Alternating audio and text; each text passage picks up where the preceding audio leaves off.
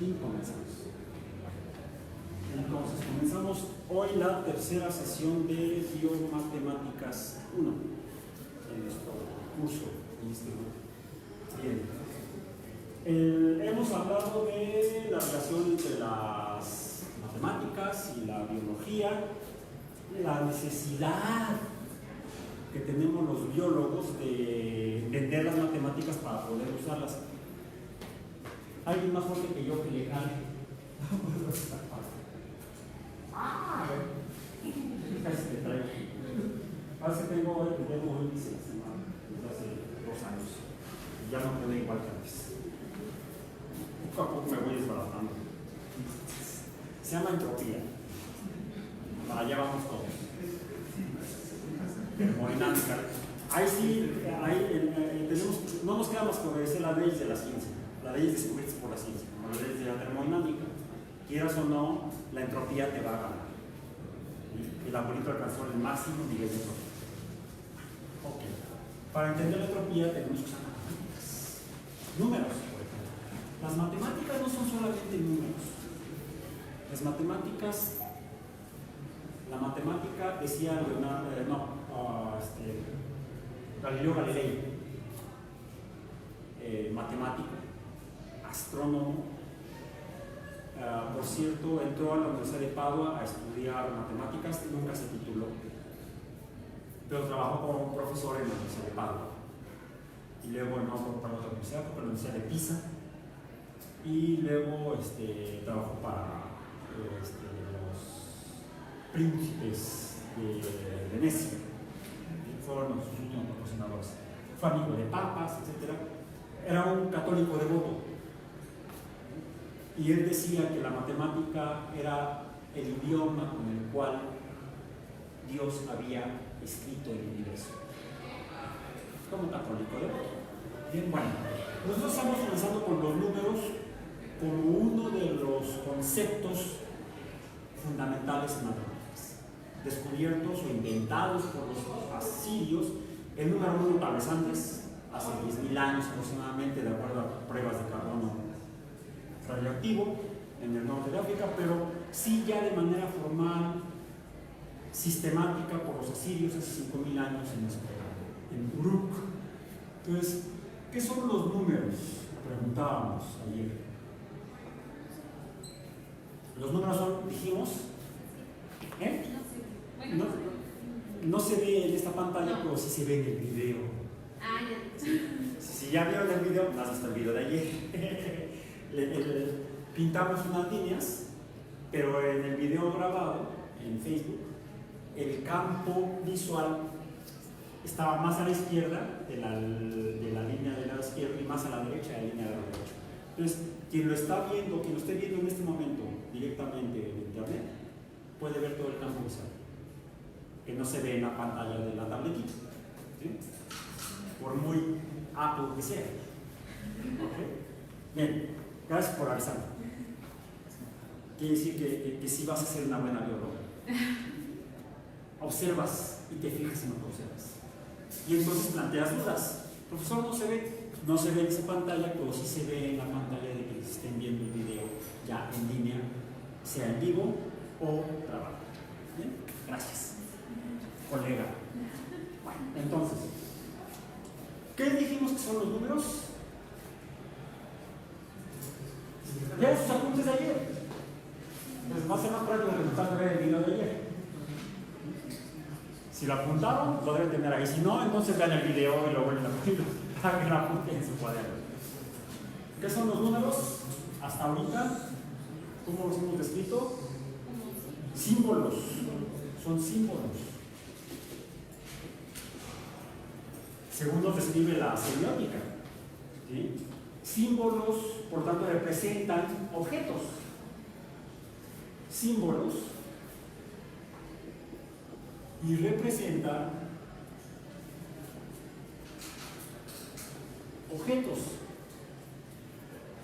objetos en la naturaleza. Por ejemplo, pueden ser, y ayer trabajábamos con ellas, sillas. objetos como, este es el objeto,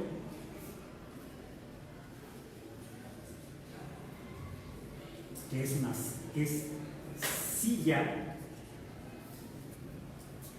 y podemos usar los números para representar la cantidad de objetos. Son símbolos que representan no sonidos, como las letras, no fonemas o palabras, como las letras en su conjunto, aunque no siempre y no en todas las sociedades han sido letras agrupadas formando palabras las que se han usado para representar cosas. Ha habido diferentes tipos de escritura, ¿sí?, como la escritura jeroglífica. Algunas sociedades, como la sociedad maya, usaba jeroglifos para representar palabras, ¿sí? E incluso actualmente hay sociedades que no usan ni letras agrupadas para formar palabras ni jeroglifos, sino ideogramas, símbolos que representan ideas. ¿Cuáles sociedades son esas? ¿Dónde están en este planeta, en este momento? ¿Dónde? ¿A alguien le gusta el manga o el anime? ¿Dónde? En Asia Pacífico, vamos a decir. Los japoneses, los coreanos, los chinos, su escritura para representar las ideas, los sonidos agrupados y las palabras son ideogramas. Escriben con símbolos que representan ideas, son ideogramas.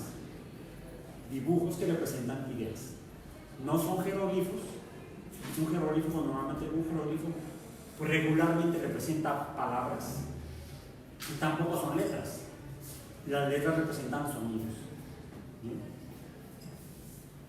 Los números son símbolos que representan cantidad de objetos. ¿Sí? Son símbolos que representan objetos, pero en su cantidad, no en su calidad. Si no en cómo son, para eso usamos palabras, sino en su cantidad. ¿Cuántas sillas hay ahí? Una. Y la podemos representar con un símbolo, sea un conito de arcilla. ¿Sí? El conito de arcilla, por cierto, luego se convirtió en una tablilla de arcilla, en una hamaca, con una cuña, con un pedazo de madera. Es una cuña, un pedazo de madera. Dicen que para que la cuña apriete tiene que ser del mismo palo. ¿Sí? De aquí la escritura cuneiforme, con la cual se representaban también números, no solo letras y palabras, sino números. Y si pasamos de los conos de arcilla a las hendiduras en tablillas de arcilla, a posteriormente, por ejemplo, brincamos mucho a los romanos, y luego saltemos mucho más. ¿Qué usamos nosotros? Lo voy a poner como los alemanes. Ese es el 1 alemán, eins. ¿Sí? Nosotros, algunos, lo dibujamos de esta manera, otros dibujan así. ¿Bien? Hay diferentes formas de representar esta cantidad de sillas. ¿Cuántas? Una. Y otro lo representa así. Somos el número 1. ¿Okay?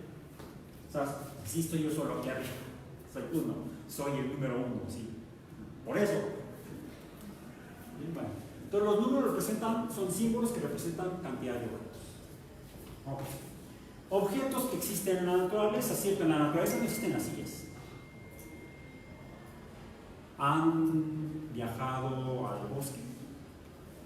al bosque lluvioso tropical,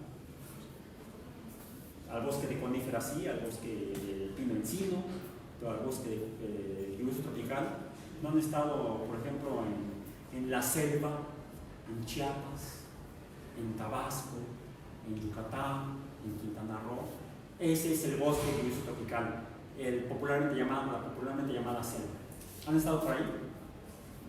Yo sí, afortunadamente he tenido oportunidad. ¿Han estado en los manglares, ya sean del Caribe, del Golfo, siendo devorados por los mosquitos? Yo sí. Y ahí no he visto sillas. He visto mangle, he visto mosquitos, los mosquitos me han visto a mí. ¿Sí? He visto cocodrilos, he visto tucanes, he visto ese tipo de organismos en la naturaleza. Y los hemos contado usando números. ¿Bien? Entonces, déjenme silenciar esto. Entonces, en la naturaleza usamos números para representar la cantidad de objetos que hay en la naturaleza. E incluso podemos extrapolar eso, es decir, llevar esa idea más allá a solamente la naturaleza, es decir, bueno, la naturaleza en las sociedades humanas, donde sí hay sillas, afortunadamente, aunque no en todos lados. ¿Han estado en algunas estaciones del metro, por ejemplo, de la línea 12? Bueno, también contamos las líneas del metro, la línea 1, ¿cuál es? La rosa. Muchos jóvenes ya le dicen la línea rosa, dicen cuál es la línea 1. Se llama la 1 porque fue la primera que se inauguró hace 50 años en la ciudad. Después se hizo, ¿cuál fue la siguiente línea? ¿Cuál fue? La azul. Tú cuentas con colores: rosa, azul, verde. ¿Cuál es la línea 4? No me acuerdo. ¿Cuál es la línea 4? Me parece que es la que va de Martín Carrera a Santa Cita. Sí, sí, sí. No es la que corre por allá por Polanco. No me acuerdo. Pero yo me acuerdo de las primeras tres y de la que me queda cerca de casa. ¿Sí? Es la línea 8, la que llega aquí al agua. Empezamos a contarlas, los viejitos cuando se inauguró el metro, los jóvenes de aquella época, viejitos de ahorita, hace 50 años, mi madre, con números, la línea 1, la línea 2, la línea 3, donde nos vemos en la terminal norte de la línea 3. ¿Sí? La terminal norte de la línea 3 era Banderas. Imagínense, era un pedacito de línea la línea 3. Ya después se extendió y ahora va desde Indios Verdes hasta Ciudad Universitaria. Creo que es la línea más larga. De ser la más chiquita cuando se inauguraron hace 50 años la línea del metro, ahora es la más larga. La línea 3, la línea verde. Entonces contemos: rosa, azul, verde. Podría ser una forma de representar cantidad de cosas, cantidad de líneas del metro, o la posición o el orden en que se inauguraron. O a la antigüita: 1, 2, 3, 4, 5, 6, 7, 8, 9, 10, 11, 12. En la línea 12 no hay sillas. Tienes que esperar el tren de pie. Y ya actualmente casi todas las líneas ya no hay sillas. Cuando se inauguraron había sillas en las estaciones del metro. Entonces no podía esperar el tren sentado. Cosas. No sé si las sillas decaen con el tiempo, la entropía las alcanza, no sé. Bueno, entonces, los números que nos ayudan a contar cosas en la naturaleza, sea naturaleza natural, biológica, en el mundo natural o en las sociedades humanas, son los números, ya lo mencionamos, naturales. ¿Sí? Los vamos a representar a su vez los números naturales con un símbolo, a todos los números naturales. ¿Conocen algún número natural? ¿Lo han visto por ahí? ¿Se les atravesó hoy cuando venían a la universidad? Pues a lo mejor la línea 1, la línea 2, no sé. Yo me vengo en la línea 8. ¿Cuál es la línea 8? También es verde, pero es verde oscuro. Entonces se las conocemos por color y tonalidad. Ahora contamos con colores y tonalidades. Vamos a representar a todos los números naturales. El 1 sería un número natural. ¿Cuál sería el siguiente número natural? El azul. Digo, no, el 2, el de la línea 2, el de la línea azul. 2, el 3, el 4, el 5. Los números naturales son los números con los que contamos cosas, sean naturales, cocodrilos, un cocodrilo, dos cocodrilos, tres cocodrilos, elefantes, un elefante, dos elefantes, secos que avanzó sobre una araña. Canciones infantiles de números naturales, porque son elefantes. ¿Bien? Cosas, o cosas en la naturaleza humana, como sillas, mesas, trenes del metro. O incluso conceptos que podrían ser semi-abstractos. Nos venimos en el metro y estamos esperando que llegue el tren y ya tardó. ¿Cuánto ha tardado? ¿Qué estamos contando? Tiempo. Segundos, minutos, horas, días, años. Entonces, cuando contamos cosas, estamos usando números naturales y los representamos con esta letra así. Una letra N, medio engordada del lado izquierdo. ¿Sí? Los números naturales los representamos con la letra N, o puede ser con una letra N negrilla, bold sería en inglés. Cualquiera de las dos formas, de las tres formas nos permite representar todos los números naturales. Todos los números naturales agrupados, todos juntos ya, ¿sí? ¿Qué serían entonces? El conjunto de los números naturales. Entonces, N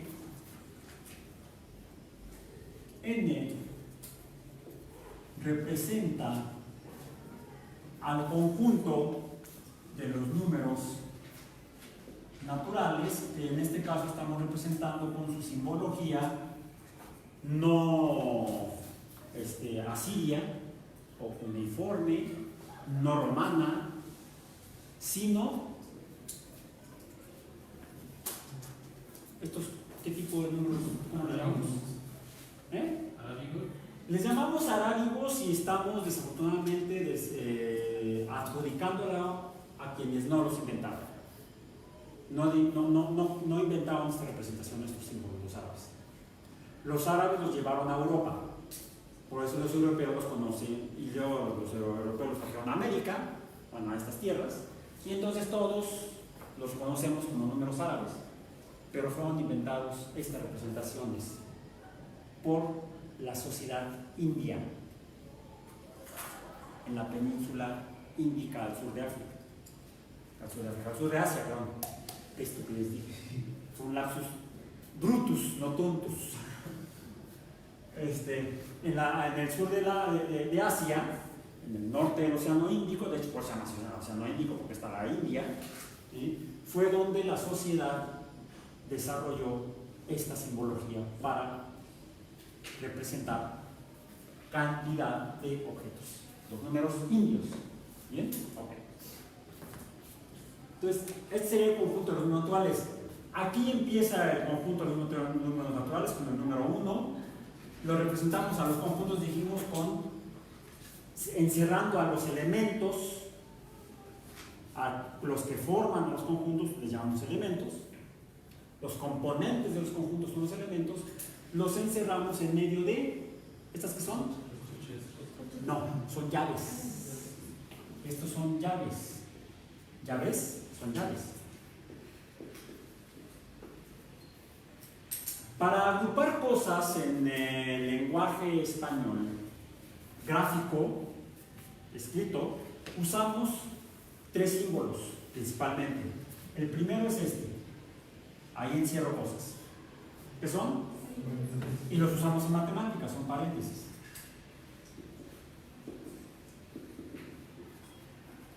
El siguiente es este. Corcheas.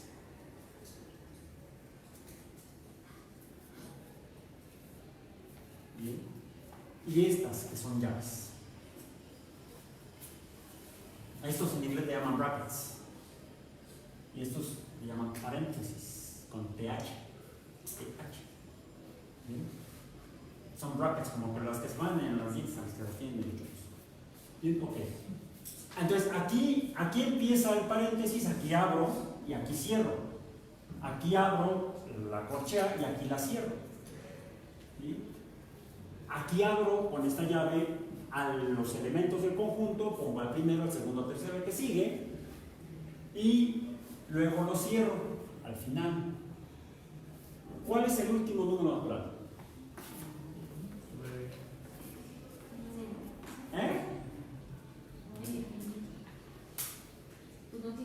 Está indefinido, no lo podemos definir, no podemos decir quién es o cuál es, por eso está indefinido.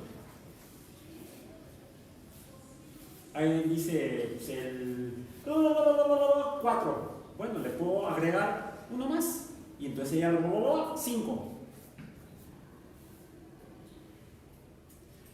El hijo del amigo de un matemático, al hijo del amigo de un matemático le preguntaron, ¿cuál es el número más grande? ¿Cuál es el número más grande? El número natural más grande. Y él sí lo nombró.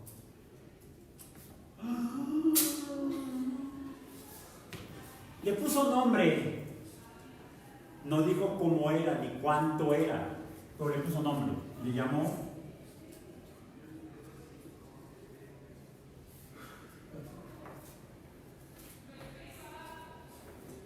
después, por ahí unos chamacos de California lo usaron para ponerle el nombre a su empresa.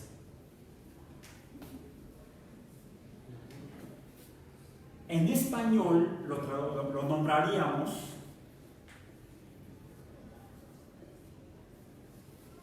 Gogol.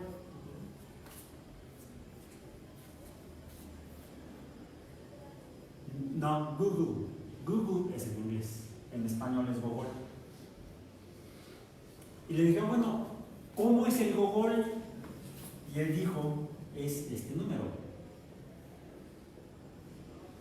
Es una representación simbólica usada en matemáticas para representar números. Y lo leemos 10 a la 100, 10 a la potencia 100. ¿Bien? Y le dijeron, ¿pero qué crees? A este le puedes agregar uno. Lo escribiríamos así: 1, este sería igual a 1 por 10 a la 100. 1 por esto es esto mismo, ¿no? Una vez esto es esto mismo. Bueno, ¿cuál seguiría? Le agregamos un 1, que sería un 1 al final del último cero de este número. ¿Bien? ¿Por qué? ¿Qué número es este? Si lo represento con estos números. ¿Qué significa el 100? 10 a la 100. Lo vamos a ver después, ya con detalle. Pero rápidamente, spoileando un poco el curso, les diría que esto, 1 por 10 a la 100 o 10 a la 100 es igual a un 1 seguido de 1, 2, 3, 4, 5, 6, 7, 10, 11, 12, 13, 14, 15, 16, 19, 20, 21, 22, 23, 24, 25, 26, 27, 28, 29, 30, 31, 32, 33, 34, 35, 37, 38, 39, 40, 41, 42, 43, 44, 45, 46, 47, 48, 49, 50 y otra cantidad igual a estos allá. Es un 1 seguido de 100 ceros. ¿Cómo se llama? Google o Google. Entonces, yo puedo decir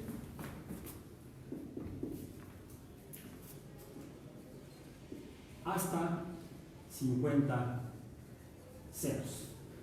Y me es más fácil escribirlo con símbolos de la gramática española que con símbolos matemáticos llamados ceros.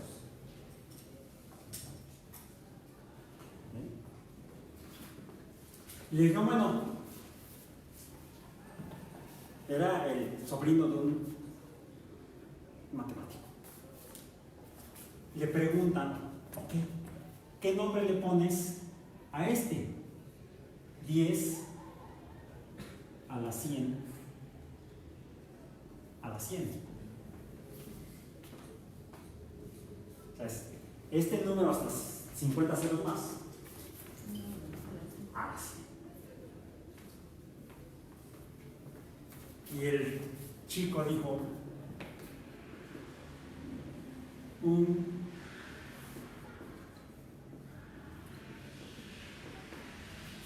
en español, Gogolplex. Y aún así, no es el último número de este conjunto, porque le puedo agregar un número más, uno más. Entonces, el conjunto de los números naturales se sale un poquito de la primera definición que mencionamos, o propiedad, no es una definición, sino propiedad o característica de los conjuntos que mencionamos ayer. Mencionamos que una propiedad o característica de los conjuntos en la realidad debería ser que el número de elementos o componentes del conjunto tenía que ser pequeño. Bueno, definamos pequeño, ese es otro problema. ¿Qué tan pequeño es pequeño? Es como preguntar qué tan grande es grande.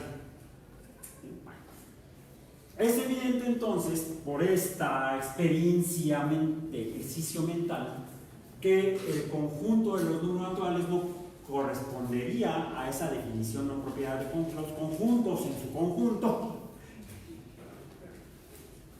sino que sería un tipo de conjunto medio chistoso o con una característica en la cual el número de elementos es, y ya lo mencionaste, por ahí lo dijo, infinito.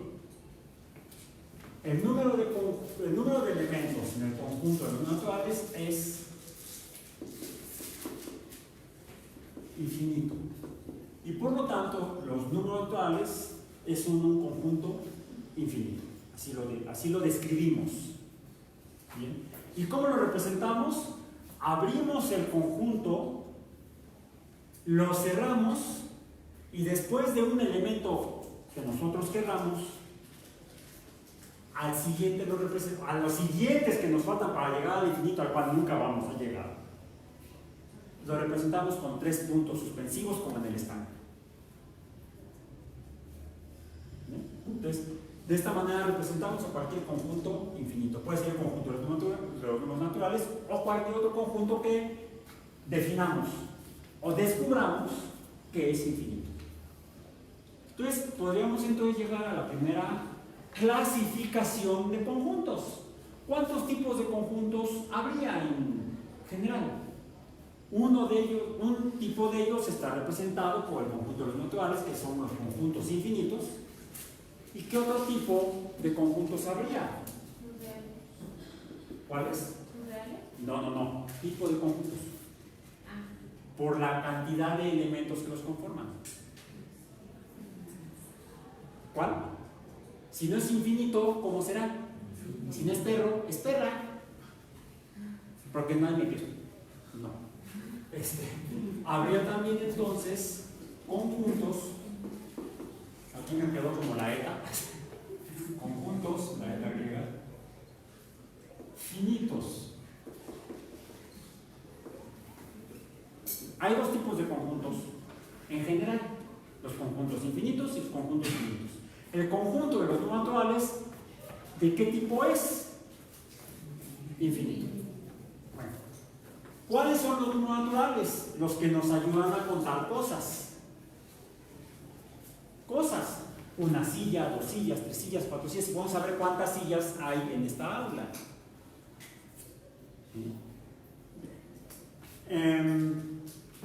Correcto. Por cierto, no siempre sucede, porque por 51 barbajanes que hacen cosas que no deben, pero en condiciones normales, estándar, decentes, uno puede encontrar sillas, y esta silla tiene 4 patas, puedo contar el número de patas, tiene un asiento, tiene un respaldo. Bien, esta silla está completa, no le falta nada. Algunas les sobra porque tienen un accesorio para que puedan ustedes escribir con su cuaderno, les llaman paletas, no son de sabores, no intenten chuparlas porque se pueden hasta enfermar. Además el sabor es medio vital. No, de aquí es medio de madera. Y en algunos casos es acartonado. Tenemos sillas completas. Si salimos de campo vamos a ver, desde yo veía, por ejemplo, cocodrilos y veía cocodrilos completos y entonces córrele. Y entonces dabas pasos completos para alejarte del cocodrilo. Bien. Siempre que contamos cosas completas, estamos usando un tipo de número natural, los números enteros. Al conjunto de los números enteros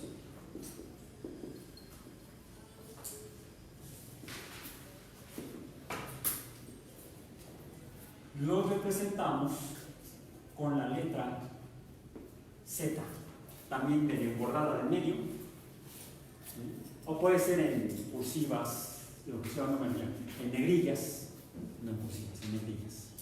El conjunto de los números enteros sería este. ¿Cuáles serían los números enteros? Representados con los números indios. ¿Cuál sería el primero? El 1. Voy a poner nada más por joder, lo voy a poner. Desde los negativos, hasta el... No seas negativa. ¿Qué es un número negativo? Quiere decir que también debe haber números positivos. ¿Sí?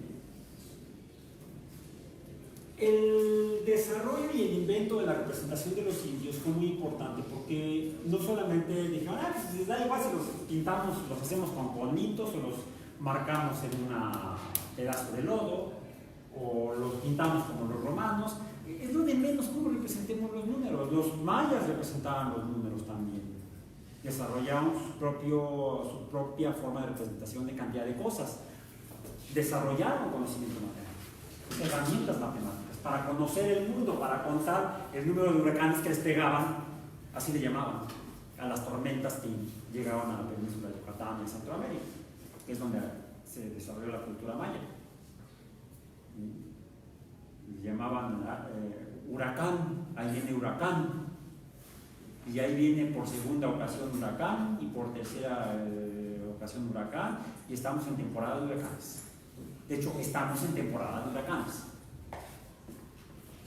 La temporada de huracanes empieza en julio y termina en diciembre. Estamos en temporada de huracanes. ¿Por qué huracán?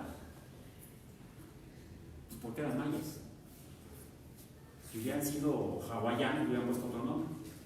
Bueno, sí, en Japón le pusieron otro nombre. Tifón. ¿Qué es un tifón? Es un huracán. ¿Qué es un huracán? Es un tifón. Es lo mismo. Se dice que varían, que no son iguales porque son más grandes los japoneses, porque somos japoneses. Somos más grandes que los mayas. No, simplemente los mayas ya no existen como sociedad organizada, forman parte de la nación mexicana, de la nación guatemalteca, de la nación hondureña, del lugar donde vivieron los antiguos mayas. Y no es porque los japoneses sean más grandes o más importantes, no, es porque a los huracanes, esas tormentas, huracanes y tifones son tormentas que se producen en el trópico, en el planeta Tierra. Por eso, ¿cómo le llamamos? Tormentas tropicales. Dicen, ay, vámonos al trópico, la vida alegre, tranquilo, con un coco, como tirado en la playa, tomando el sol, y luego llega la tormenta tropical. Yo por eso no me voy para América. Estoy tranquilo aquí en esta palabra. Aquí no llegan huracanes. En cambio, en América sí. o tifones, no le llaman tifones, le llaman huracanes. Los tifones suelen ser tormentas más tormentosas, digamos, más grandes, más peligrosas, porque se producen en el Océano Pacífico. Y entonces, ¿cómo es el Océano Pacífico? ¿Cómo es? Está mojado, tiene mucha agua. ¿Cuánta agua tiene? Mucha. Tiene más que el Atlántico. ¿Cómo es el Atlántico? Más chiquito, más angosto. Si lo vemos la Tierra de norte a sur. ¿Sí? El Océano Índico está en el sur, el Océano Atlántico está algo así, entre América y Europa, y el Océano Pacífico es casi un óvalo sobre la superficie curva de la Tierra. ¿Sí? Y los tifones se forman a medio Pacífico o un poco más hacia acá y se van recorriendo geográficamente hacia Asia. ¿Hacia dónde? Hacia Asia. ¿Y por qué lo hice dos veces? No, una es Asia con H y C y la otra es Asia sin H y con S. ¿Sí? Y entonces va recogiendo mucha agua y por eso se hacen grandototes y son muy peligrosos los tifones. Son más peligrosos que los huracanes porque tienen más tiempo para crecer. En cambio, afortunadamente, el Océano Atlántico es más angosto y los huracanes no son tan potentes, no tienen la capacidad de producir tanto daño a las sociedades humanas como los tifones. Es la única diferencia, vamos a decir, termodinámica entre el tifón y los huracanes. Pero son lo mismo, son tormentas tropicales. ¿Bien? Bueno. A pesar de los huracanes, los mayas que desarrollaban matemáticas llegaban al mismo concepto, la misma idea matemática que los indios. No sabemos si en el mismo tiempo. Parece que los indios lo desarrollaron un poco antes, cronológicamente en la historia de la humanidad sobre la Tierra, pero independientemente de los indios, los mayas desarrollaron el mismo concepto matemático. ¿Cuál fue ese?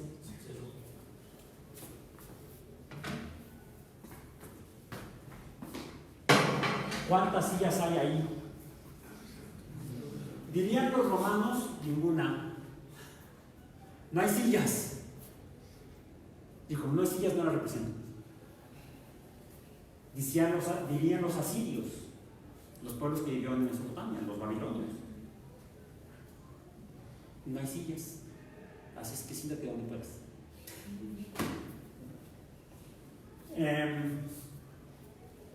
Sin embargo, tanto los mayas como los indios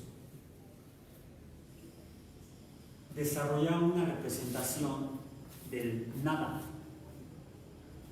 ¿Y qué es nada? ¿Qué es nada? Filosóficamente desarrollándolo sería como un cuchillo sin mango que no tiene hoja. Mejor lo representamos así. Es menos que uno. ¿Sí? Diríamos que el cero, le llamamos cero actualmente, es menor que uno. Si además por ahí alguien llega y se lleva la silla y yo la iba a usar, pues ahora ya me quedé sin silla y además ahora necesito una silla. Y entonces tengo que asumir el concepto que mencionaste hace un rato. A esos números que representan la cantidad de cosas que me faltan, le llamamos números para los cuales el cero es mayor que ellos. Este símbolo como un ángulo, me representa diferencia entre cantidades. El 1 es más grande que el nada, que el 0. Y el nada es más grande que el ahora me falta. Y ese, a pesar de que lo que primero desarrollaron los asirios para representar números fue en tablas contables, cuántos granos cosechamos, porque también inventaron la agricultura, o al menos la desarrollaron al grado que les permitió hacer la primera civilización. ¿Cuántos granos tenemos? Pues cosechamos tanto trigo. ¿Y cuántas personas tenemos en la ciudad de Uruk? Pues está suficiente trigo para hacer pan para los habitantes de Uruk. Qué bueno. ¿Qué creen? Pues no vamos a alcanzar. Eso no lo representaba.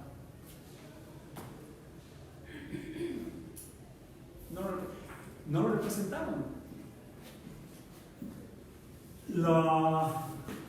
A los números para los cuales, o respecto a nada, es mayor nada que ese, el no tengo, el me falta, necesito y me falta, a esto le llamamos números negativos.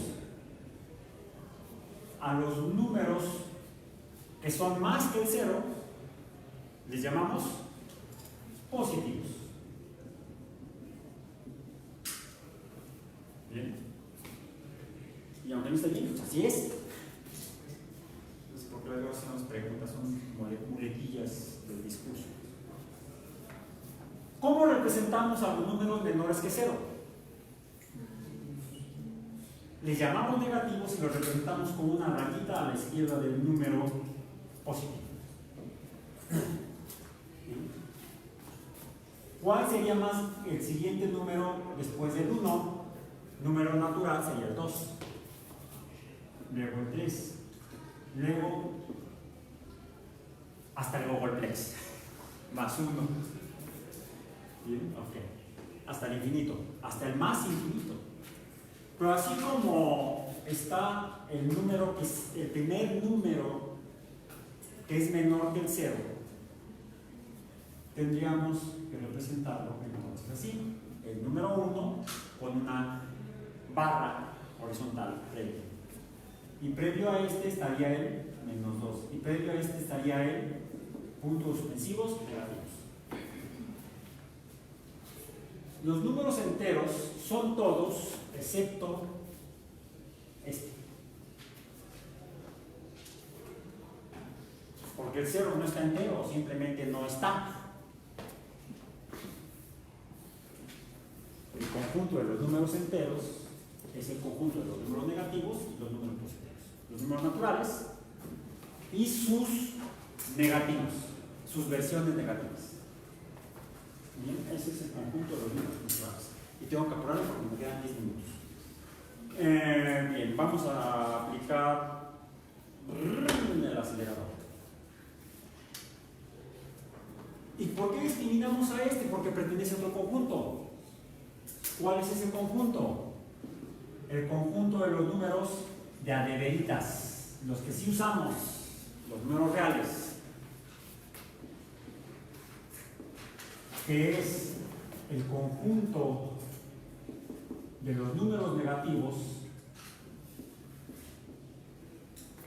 los números positivos y el 0. Esos son los números reales. Bueno, ahora, los números enteros además tienen otra propiedad. Representan cosas completas. Porque puede haber cosas no completas. Cosas a las que les falta algo, una parte, una porción. Bien. Y esos números, la ventaja es que los podemos representar tomando números naturales. Esos son los números, dado que son porciones, les llamamos números proporcionales, porque son proporciones. Son, por ejemplo, 1 de 2 pedazos. Represento estos, los pedazos, el que tengo y de dónde salió, los represento con números naturales. Y estos números proporcionales, dado que también son una proporción, también le llamamos una razón. Le llamamos entonces también números racionales. Y los representamos con la letra Q engordada de la izquierda. Viene, somos muy pochos. Recuerden que la teoría del conjunto la desarrollaron en el centro de Europa los anglosajones, los sajones como los alemanes y los anglos como los ingleses. La notación se hizo de los lenguajes anglosajones. Entonces podemos decir que la Q es por quotient. ¿Por qué quotient? A las proporciones o razones también las llamamos cocientes, como la división. Entonces también es un cociente. Son los números racionales, los que se representan por medio de la proporción entre dos números enteros. Podría ser un medio, o podría ser dos medios, o podría ser tres medios. Esos son números racionales. ¿Bien? Podemos decir, por ejemplo, que un medio, digamos, la mitad de un círculo. Aquí tenemos medio círculo y aquí tenemos medio círculo. Todos completos serían dos medios, dos medios. Entonces también dos medios es un número racional. Pero esto es igual al círculo completo o el número entero. ¿Bien? Entonces a veces podemos representar números enteros mediante su expresión racional o proporcional. O podría ser también, pongamos otro ejemplo, tenemos un cuadrado y lo cortamos a la mitad diagonalmente. Tenemos una mitad, un medio, otro medio, y estos su conjunto nos dan un entero, un cuadrado entero. Y ahí pues, bueno, ¿por qué no vemos las proporciones entre sus lados? Digamos que la proporción entre este lado y este lado respecto a este lado de aquí. Y tenemos lo que Pitágoras llamaba un triángulo, uno de cuyos ángulos es un ángulo recto. Bien. Y él encontró que él esperaba que hubiera una proporción con números representable con números enteros entre estos tres lados, y que no la encontró. Por ejemplo, que la longitud del lado inclinado, al que le podemos llamar hipotenusa, aunque nadie la usa, y a estos de acá, al lado horizontal y al lado vertical del triángulo, les podemos llamar catetos, el cateto horizontal, el cateto vertical. Quizá hubiera una proporción o razón entre estos y estos. Pitágoras nunca la encontró. Representable con números enteros en su expresión proporcional o racional. Como no la encontró con números de una manera que fuera racional, a esos números que resultaban de, por ejemplo, de estas proporciones, lo vio fuera de la razón, como algo irracional. Y de ahí surgió el concepto de números racionales. Los números irracionales. Los números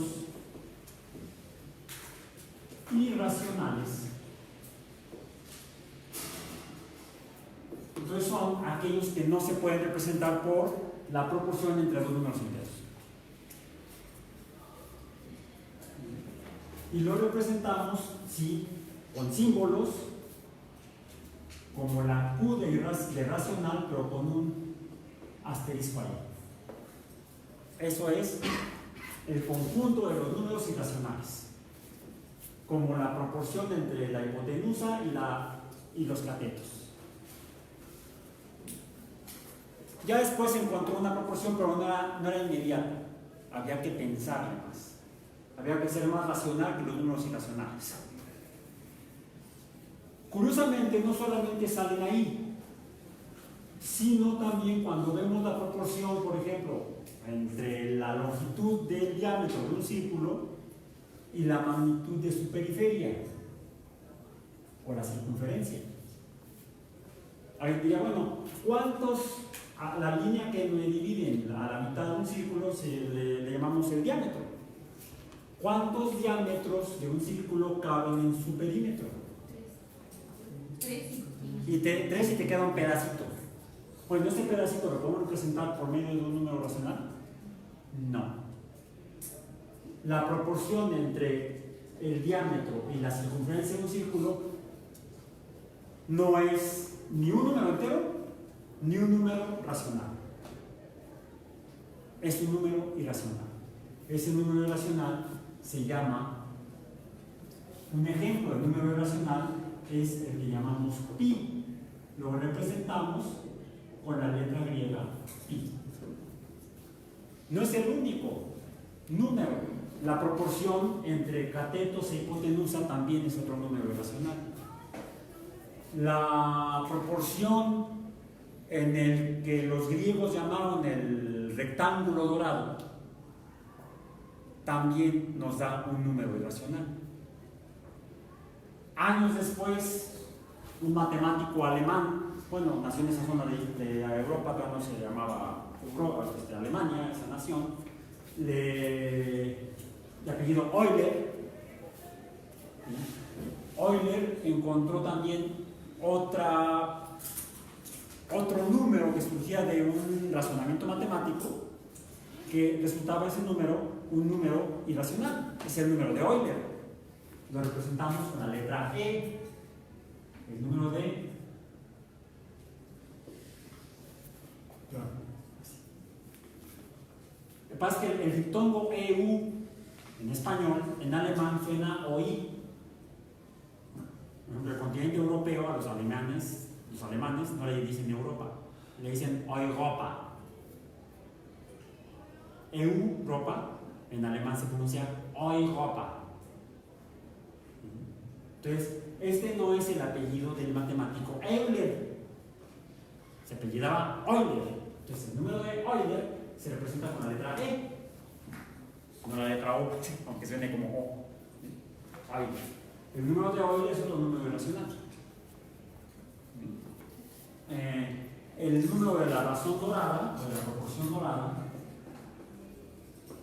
o la proporción en el rectángulo dorado, también es otro número irracional. Este número irracional luego fue definido por la proporción dorada, numéricamente fue descrita por Fibonacci, matemático italiano. Entonces, esos son los principales conjuntos de números que usamos en matemáticas. Otros números irracionales. La raíz cuadrada de 2. Es otro número irracional. Hay un buen número de números irracionales. Te puedes tener el conjunto de números irracionales. Bien. Ok.